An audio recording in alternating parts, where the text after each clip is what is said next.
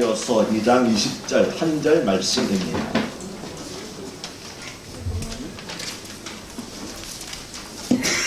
다 함께 한 목소리로 읽겠습니다. 내가 그리스도와 함께 십자가에 못 박혔나니 그런즉 이제는 내가 사는 것이 아니요 오직 내 안에 그리스도께서 사시는 것이라. 이제 내가 육체 가운데 사는 것은 나를 사랑하사 나를 위하여 자기 자신을 버리신 하나님의 아들을 믿는 믿음 안에서 사는 것이라. 아멘. 해마다 10월 31일은 종교개혁기밀은 독일의 가톨릭 교회 신부였던 마틴 루터가 1517년 10월 31일 그가 심우하던 독일의 비텐베르크 대학의 성당 정문에 교황의 이름으로 면죄부를 판매하는 것이 부당하다고 하는 단방문을 게재한 것이 종교개혁의 시발점이 된 것을 기념하는 것입니다. 그래서 전 세계의 개신교에서는 10월 마지막 주일을 종교개혁 기념주일로 지키고 있습니다. 그래서 우리도 종교개혁 기념주일로 오늘 드리고 있습니다. 그러니까 오늘은 502주년이 되는 종교개혁 기념주일입니다. 그리고 개신교라고 하는 말은 종교개혁을 찬성한 새로운 교회들이라는 말을 줄여서 개신교라고 그렇게 부릅니다. 루터가 종교개혁을 일으킨 동기가 동기가 된 교황의 면죄부 판매는 로마에 있는 성 베드로 성당에 부족한 건축비를 마련하기 위한 것이었습니다. 면죄부가 무엇인지 궁금해하시는 분들이 있을 것입니다.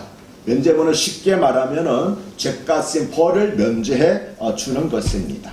우리 개신교에서는 죄를 지으면은 우리 자신이 주님 앞에 나아가서 죄를 회개할 때 주님께서 직접 성령의 감동으로 우리 죄를 사하여 주십니다. 주의 보혈과 그리고 성령과 말씀으로 말미암아 우리가 죄로부터 깨끗하게 됩니다. 그런데 천주교는 교리가 우리와 다릅니다. 우리가 괜히 아무리 회개하더라도 그 죄를 용서받을 수가 없습니다. 오직 교회가 그 죄를 용서해 줘야만 이렇게 용서를 받을 수 있습니다. 그런데 이 가톨릭 교회에서는 그래서 이 죄를 범하게 되면은 반드시 사제에게 가서 고해성사라는 것을 통해서 죄를 고백한 후에 그 죄값을 받아야지만 치러야지만 그 죄가 용서된다고 가르치는데 면죄부를 사게 되면은 그 죄값인 벌이 모두 면제된다고 하는 것입니다. 그러니까 많은 사람들이 너도 나도 다 면죄부를 사려고 했었겠지요. 비텐베르크 대학의 교수와 구설성당의 사제를 겸하고 있던 루터는 언제부터인가 고해성사를 하는 신자들이 계속 줄어들어가는 것을 이상하게 여겼습니다. 그래서 그 이유를 알아보았더니 바로 면죄부 때문이었습니다. 루터가 있던 시골 도시 비텐베르크에서는 면죄부를 살 수가 없었습니다. 그래서 사람들은 이웃의 큰 도시에까지 가서 면죄부를 사왔습니다. 그리고 일단 면죄부를 산 사람들은 다시는 껄끄러운 고해성사를 하지 않았습니다. 고해성사는 앞에서도 말씀드린 것처럼 자신의 죄를 사제에게 가서 고백하는 것인데 아무리 사제라고 할지라도 사람에게 자신의 부끄러운 죄를 고백하는 것은 누구에게나 부담스러운 일이었기 때문에 면죄부를 사는 사람들은 결코 사제에게 가서 자기의 죄를 고백하려고 하지 않았던 것입니다. 그래서 루터는 비텐베르크 교회 정문에 면죄부에 관한 95개의 논제를 붙임으로써 종교개혁의 신호탄을 쏘아 올렸습니다. 당시 루터는 비텐베르크 대학의 신학 교수를 겸하고 있었습니다. 그는 신학자로서 면죄부 판매가 도무지 수긍해 가지 않았습니다. 면죄부 판매 수익금은 표면적으로는 교황청에서 로마의 베드로 성당 건축비로 사용했습니다만 그러나 면죄부 판매 상당 부분의 수익금이 대주교가 되기 위해서 고위 성직자들이 뇌물로 그렇게 착복을 했습니다. 루터는 면죄부 판매 문제를 제기했지만 처음부터 가톨릭 교회를 뒤엎을 생각은 없었습니다. 신학자였던 그는 신학적으로 토론이나 한번 해보자고 비텐베르크 교회의 정문에 면죄부에 관한 95개 논제를 기록한 대자보를 붙인 것이었습니다. 당시에는 함께 토론하고 논쟁할 거리가 있으면 교회 정문에 대자보를 붙이는 전통이 있었다고 합니다. 그러면 지나가는 사람들이 읽고 즉석에서 토론장이 열렸습니다. 면죄부에 관한 95개 논제의 첫 번째 조항은 우리 주 예수 그리스도께서 회개하라고 하셨을 때 이는 믿는 자의 삶 전체가 회개하는 삶이어야 함을 말씀하신 것이라는 것입니다. 이것은 마태복음 4장 11절에서 예수님께서 회개하라 천국이 가까웠느니라고 하신 말씀을 풀어서 설명한 것입니다. 루터가 첫 번째 조항을 95개 조항 가운데에서 첫 번째 조항을 이렇게 시작한 이유가 있습니다. 당시 가톨릭 교회에서는 제롬이라고 하는 신학자가 번역한 라틴어 성경만이 유일한 경전이며 이 라틴어 성경에 의심을 가져서도 안 되고 해석해서도 안 된다고 가르쳤습니다. 오직 읽고 해석할 수 있는 권리는 사제에게만 허용이 되었습니다. 거룩하신 하나님의 말씀을 사제가 아닌 세속적인 사람들이 해석하거나 가르치면 신성모독이 된다고 하는 것이 그 이유였습니다.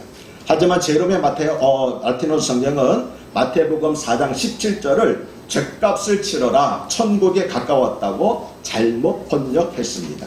그리고 가톨릭 교회는 이 구절에 근거하여 천국에 가기 위해서 죗값을 치르는 보속이라고 하는 개념을 만들고 또 고해성사 시스템을 만들어서 교회 권력을 이겼다는 겁니다. 다시 말하면 고해성사를 통해서 보석을 한다는 것이죠. 죗값을 치르게 된다는 거지요. 그런데 루터는 원문으로 된 헬라어 성경을 읽다가 제롬이 라틴어 성경에서 보석이라고 번역한 헬라어 메타노이아가 실제로는 가던 길을 돌이키는 것, 즉 회개라는 의미라는 것을 알게 되었습니다. 죗값을 치르는 것이 아니라 가던 길을 돌이키는 것, 즉 회개라고 하는 의미가 메타도니아가 이 말이 있다는 것을 메타노이아라는 말이 있는 것을 알게 되었습니다. 그래서 루터는 1100년 동안 소화했던 것을 95개조의 논제 제1조를 통해서 고발한 것이었습니다.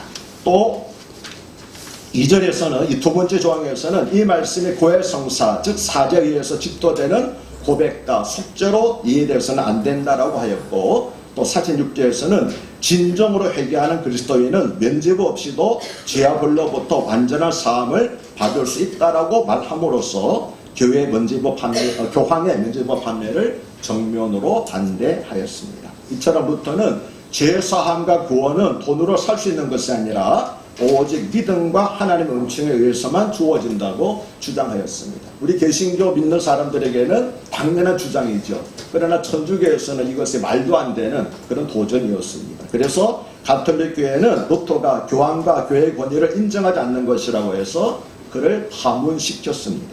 하지만 루터의 주장은 평소 교황과 가톨릭 교회의 전행과 부패에 반감을 가지고 있던 많은 사람들의 지지를 얻어서 삽시간에 유럽 전역으로 퍼져나갔습니다. 그런데 여기에는 그 당시 독일의 구텐베르크가 발명한 인쇄술과 유럽 전역을 휩쓴 흑사병, 페스트라고 그러죠. 그 병도 큰 역할을 했습니다. 당시에는 버려진 옷들을 화학 처리해서 종이로 만들었는데 흑사병으로 수많은 사람들이 죽는 바람에 버려진 옷들이 쓰레기처럼 다들 널려서 그래서 헐값으로 그 옷들을 수집해서 종이를 만들 수가 있었던 것입니다. 그 당시 루터의 면죄부에 관한 90여 개 논제는 몇 달 만에 수개월 만에 무려 20만 부 이상이 팔려나갔다고 알려지고 있습니다. 루터를 비롯한 16세기 종교개혁자들은 오직 믿음, 오직 은총, 오직 성경이라고 하는 세 가지 표어를 개혁의 핵심으로 삼았습니다. 종교개혁자들이 이 세 가지를 주장한 데는 이유가 있습니다. 첫째, 오직 믿음을 강조한 것은 가톨릭 교회의 면죄부 판매를 반대한 것입니다. 죄사함과 구원은 오직 믿음으로 주어지는 것이지 돈으로 살 수 있는 것이 아니기 때문입니다. 아멘이십니까? 예. 둘째, 오직 은총을 강조한 것은 가톨릭 교회의 국노사상을 반대한 것입니다. 가톨릭 교회에서는 구원은 인간의 선행에 대한 하나님의 보상이라고 가르쳤습니다. 이에 반대하여 종교개혁자들은 에베소서 2장 8절에 너희는 그 은혜에 의하여 믿음으로 말미암아 구원을 받았으니 이것은 너희에게서 난 것이 아니요 하나님의 선물이라. 하나님께서 은총으로 주시는 것이라는 거죠. 행위에서 난 것이 아니니 이는 누구든지 자랑하지 못하게 함이라는 말씀을 근거로 구원은 전적으로 하나님의 은총이다. 사람이 한 선행의 대가가 아니라 하나님의 은총에 값어치 주는 은총이라고 그렇게 주장을 했습니다. 셋째, 오직 성경을 강조한 것은 가톨릭 교회에서 교황의 권위를 성경 위에 두고 성경에도 없는 온갖 교리들을 만들어냈기 때문입니다. 예를 들면 교황이 발표하는 모든 교리는 하나도 잘못된 것이 없다. 무조건 옳다라고. 성경과 맞지 않다 할지라도 교황이 말하면 성경이 틀리고 교황이 맞다라고 하는 것이 교황 무호설의 핵심입니다. 그 다음에 마리아 승천설, 마리아는 평생 동정녀로 살았을 뿐만 아니라 예수님처럼 산채로 살아서 승천했다. 마리아 승천설 같은 거. 그리고 죽은 자를 위한 미사와 연옥교리 같은 거. 우리는 죽으면 믿지 않는 사람들, 불신자들, 악한 사람들은 지옥으로 가고 믿는 사람들은 즉시 천국에 가지 않습니까? 천주교에서는 그렇지 않습니다. 사람이 죽고 난 후에 가는 곳을 세 가지로 구분합니다. 첫째 뭡니까? 불신자들, 악한 자들은 지옥에 가고, 그 다음에 아주 성인들, 그 다음에 순교한 사람들은 죽고 난 다음에 바로 천국으로 가고, 나머지 대부분의 신자들은 어디 갑니까? 연옥으로 갑니다. 그래서 세례를 받기 전에, 세례를 받기 전에 죄는 사함받았지만, 세례를 받고 난 다음에 살아가면서 짓는 모든 죄들은 연옥에 가서 다 그 죄를 씻어야지만 천국으로 옮겨진다고 가르친 것이 천주교 교리입니다. 그래서 이런 것들이 다 뭡니까? 성경에는 없는 것인데, 이렇게 사람들이 만든 교리를 성경 위에다가 두었던 것입니다. 그래서 성경의 근거를 두지 않는 모든 교리는 잘못된 것이라고 종교개혁자들은 주장을 한 것입니다. 그런데 그 당시 성경은 라틴어로 된 성경이 있었습니다. 그리고 미사, 즉 천주교식 예배를 드릴 때도 사제는 라틴어로 성경을 읽고 설교하고 그리고 기도했습니다.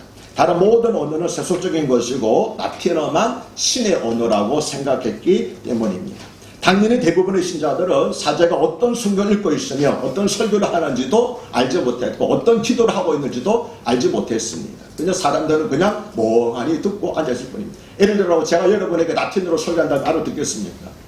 뭐만 하긴 하는데 무슨 말인지 모르겠다 그러시겠죠. 그런 상태였던 것입니다. 따라서 일반 신자들은 가톨릭교의 가르침이 어떻게 비성경적인 것인지도 알지 못했습니다. 혹시 일반 신자들 가운데서 라틴어를 알고 있다 할지라도 사제가 아닌 일반 신자가 성경을 가지고 있다가 발각되면은 교회에서 추방되거나 심지어 화형당하기까지 했습니다.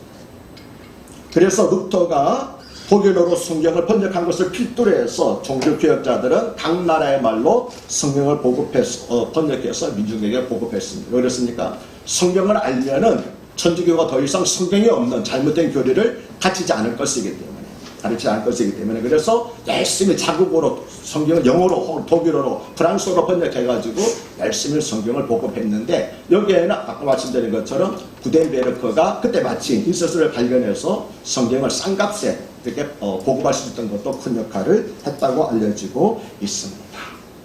그러나 천주교에서는 여전히 라틴어로만 성경을 읽고 설교를 하고 미사를 드렸는데 우리나라의 경우에는요 1970년부터야 비로소 한국어로 미사를 드리기 시작했습니다. 1970년 그 이전에는 뭡니까? 다 라틴어로 했기 때문에 무슨 말하는지 알아듣지를 못했던 것입니다.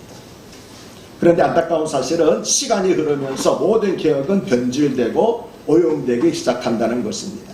종교개혁자들의 주장도 시간이 흐르면서 변질되었습니다. 오직 믿음과 오직 은총이라는 표현은 지나치게 믿음과 하나님의 은혜만을 강조하고 구원받은 사람들이 마땅히 하나님 앞에서 행해야 될 행위에 대해서는 강조하지 않음으로써 점차 싸구려 은총신앙으로 변질되고 말았습니다. 또 한 번 구원은 영원히 취소되지 않는다는 교리를 잘못 받아들여서 구원받은 후에는 어떻게 살아도 상관없다는 소위 행위피규론을 주장하는 사람들이 생겨나기 시작한 것입니다. 그리고 오직 성경이라는 표 역시 성경을 문자적으로만 해석함으로써 그 성경 말씀 속에 담겨져 있는 하나님의 마음과 사랑이라는 율법의 정신을 잊어버렸을 뿐만 아니라 과학과 지성을 모두 배격하는 성경 문자주의라고 하는 세종 속에 기독교를 가둬버리고 말았습니다. 그래서 어떠한 비판과 탐구도 허용하지 않음으로써 성경에 담겨져 있는 시대를 초월한 영원한 하나님의 말씀이 현실과는 아무런 관계가 없는 현실과는 동떨어진 박제된 진리와 박물관의 언어가 되어버리게끔 만들었던 것입니다. 루터의 종교개혁을 한마디로 정의하면 권위에 대한 믿음을 믿음에 대한 권위로 대체한 사건이라고 말합니다. 여기서 권위란 교황의 교권과 성직자들의 교권을 뜻하는데 면죄부가 바로 그 정점에 있었습니다. 이런 권위, 인간의 권위를 말씀에 대한 믿음으로 되돌려 놓은 사건이 바로 종교개혁이라는 것입니다. 물론 이러한 개혁은 말은 쉽지만 현실적으로는 대단히 어려운 일입니다. 견고한 성과도 같은 막강한 기준권에 도전하는 것은 자기 터전과 목숨을 내놓아야 하는 그런 위험한 일이었기 때문입니다. 예를 들어 조루수 같은 사람들, 많은 종교개혁자들, 위클 받던 사람들이 다 화형을 당해서 죽었습니다. 종교개혁을 외치다가 다 붙잡혀가서 화형을 당해서 죽고 말았습니다. 하지만 루터를 비롯한 종교개혁자들은 생명의 위험을 무릅쓰고 그러한 일들을 감행했고, 그러한 도전정신이 우리 기독교 역사 안에 새겨져 있는 것입니다. 이것을 가리켜서 우리는 바로 종교개혁의 정신이라고 말하고 있고, 종교개혁 기념주의를 맞이할 때마다 우리는 바로 이 종교개혁의 정신을 말씀드리고 있는 것입니다. 따라서 우리가 해마다 종교개혁을 기념하는 목적은 옛날에 이런 일이 있었다고 과거 역사를 공부하는 것이 아닙니다. 천주교를 비난하고 개신교를 옹호하라는 것은 또 아닙니다. 우리가 종교개혁을 기념하는 이유는 종교는 늘 개혁을 요구하고 있기 때문입니다. 예수님 당시에도 그렇고 루터 당시에도 그렇고 지금도 그렇습니다. 왜냐하면 사람들은 혹은 종교의 이름으로, 혹은 진리의 이름으로, 혹은 그리스도의 이름으로 자신의 욕망을 관철시키려고 하고 있기 때문입니다. 그리고 종교는 그런 추악한 인간의 욕망을 합리화하고 미화시키는 가장 그럴듯한 명분과 수단이 되기 때문입니다. 종교가 타락하면은 이게 사회 바로미터입니다. 종교가 얼마나 타락했는가 하는 것은 그 사회가 얼마나 타락했는가 하는 것을 단적으로 보여주고 있는 것이죠. 다시 말씀드리면 사회가 타락한 것은 뭡니까? 종교가 타락해서 재구실을 하지 못하고 있다는 사실을 반증하는 것입니다. 개혁이라는 단어에서 개자는 고친다, 바꾼다는 뜻이고, 혁자는 가죽, 피부, 살갗이라는 그런 의미를 가지고 있습니다. 이 말은 자기 살을 도려내는 것 같은 아픔이 없으면 결코 기억이 이루어지지 않는다는 사실을 말하고 있습니다. 개인도 그렇고 교회도 그렇고 나라도 그렇습니다. 문재인 대통령의 개혁이 실패한 이유도 자기 살을 도려내는 아픔이 없었기 때문이고, 한국교회 개혁이 실패한 이유도 자기 살을 도려내는 아픔이 없었기 때문입니다. 지도자들은 기득권과 구습을 그대로 유지하면서 국민들과 교인들에게만 희생하라고 요구한다면 어떻게 그 개혁이 성공할 수 있겠습니까? 우리 각 개인도 마찬가지입니다. 진정한 그리스도로 거듭나려면 살을 도려내는 아픔을 감수하지 않으면 안 됩니다. 구습과 정욕대로 살아가던 옛사람을 벗어버리지 않으면 결코 새 사람을 입을 수 없습니다. 여러분 목욕하시고 난 다음에 새 옷을 갈아입잖아요. 여러분 헌옷 입고 이후에다가 다시 갈아입습니까? 새 옷을 입기 위해서는 먼저 헌옷을 벗지 않습니까? 마찬가지입니다. 우리가 진정으로 그리스도 안에서 새 사람을 입으려면 그동안 우리가 살아왔던 입고 있던 옛사람은 다 벗어버려야 될 줄로 믿습니다. 그런데 많은 사람들이 옛사람 그 옷을 그대로 입은 채로 새 사람을 입으려고 그러니까 되지 않는 것입니다. 기억이 이루어지지 않고, 그리고 그리스도 안에서 새 사람 그리스도로서 우리가 살지 못하게 되는 것입니다. 그래서 사도 바울은 나는 날마다 죽노라고 고백을 했습니다.